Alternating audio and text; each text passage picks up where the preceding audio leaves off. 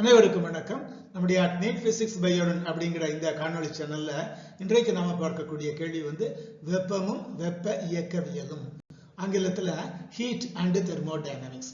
என்ன கேள்வி அப்படின்னு சொன்னா 2024ஆம் ஆண்டு நீட் தேர்வில் கேட்கப்பட்ட ஒரு கேள்வி. கீழ்கண்ட வரைபடம், இந்த ஒரு கிராஃப் இருக்கு இல்லையா, P1, P2 மற்றும் P3 ஆகிய அழுத்தங்களில் ஒரு நல்லியல்பு வாயுக்கான டிவி வளைகோடுகள் ஆகும். சரியா? T என்பது வெப்பநிலை, V என்பது பருமன், P என்பது அழுத்தம், நமக்கு தெரியும். சரியா? அவற்றின் கீழ் சார்லஸ் விதிக்கான கோடுகளும் தரப்பட்டுள்ளன. அதாவது இதுதான் அந்த சாலிட் லைன் சொல்ற மாதிரி வெறும் கோடாக போட்டிருக்கிறது அந்த நல்லியல்பு வாயுக்கான கோடுகள். அந்த பக்கத்துல டாட்டட் லைன் விட்டு விட்டு போட்டிருக்காங்க இல்லையா, அது அந்த சார்லஸ் விதிக்கான கோடுகள் தரப்பட்டுள்ளன. இந்த அழுத்தங்களுக்கு இடையிலான P1, P2, P3 மூன்று அழுத்தங்கள் இருக்கு இல்லையா, அவற்றுக்கு இடையிலான தொடர்பு எப்படி அப்படின்னு சொல்லிருக்காங்க. கொடுத்திருக்கு P3 is greater than P2 which is greater than P1. P1 ஓட P2 பெருசு, அதோட P3 பெருசு. ரெண்டாவது கொடுத்திருக்காங்க P1 is greater than P3 which is greater than P2. P2 ஓட P3 பெருசு, அதோட P1 பெருசு. அதே மாதிரி P2 is greater than P1 which is greater than P3. அப்புறம் P1 is greater than P2 which is greater than P3. அதாவது இருக்கலே பெரியது P1, அது கொஞ்சம் கம்மி P2, அது கொஞ்சம் கம்மி P3. சரியா? பொதுவா நல்லியல்பு வாயுக்கான சமன்பாடு நமக்கு தெரியும், PV is equal to mu RT.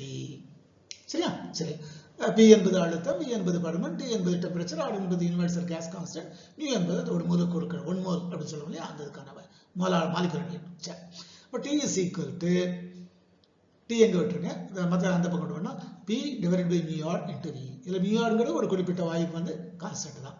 அப்ப P மாறக்கூடியது, V மாறக்கூடியது.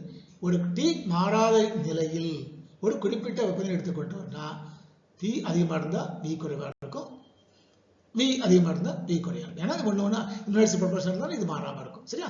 ஒண்ணு இது அதிகமாச்சுன்னா இது குறையணும், அல்ல இது அதிகமாச்சுன்னா அது குறையணும். சரியா? அப்படின்னு என்ன சார் அர்த்தம்?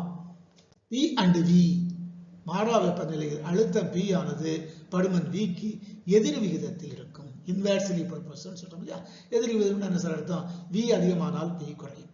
இப்போ ஒரு குறிப்பிட்ட டெம்பரேச்சர் எடுக்கணும், அப்படியே ஒரு கோடு போடுங்க.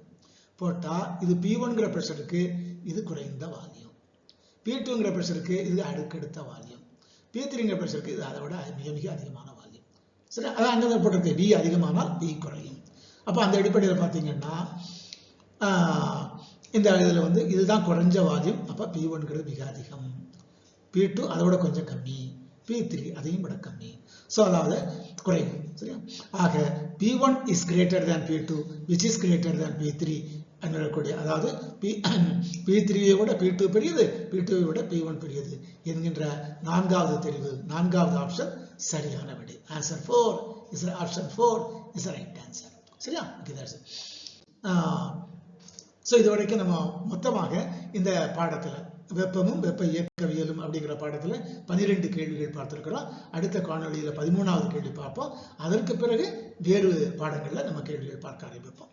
அடுத்த காணொளியில் நாம் சந்திக்கும் வரை அனைவருக்கும் வணக்கம். நன்றி, வணக்கம்.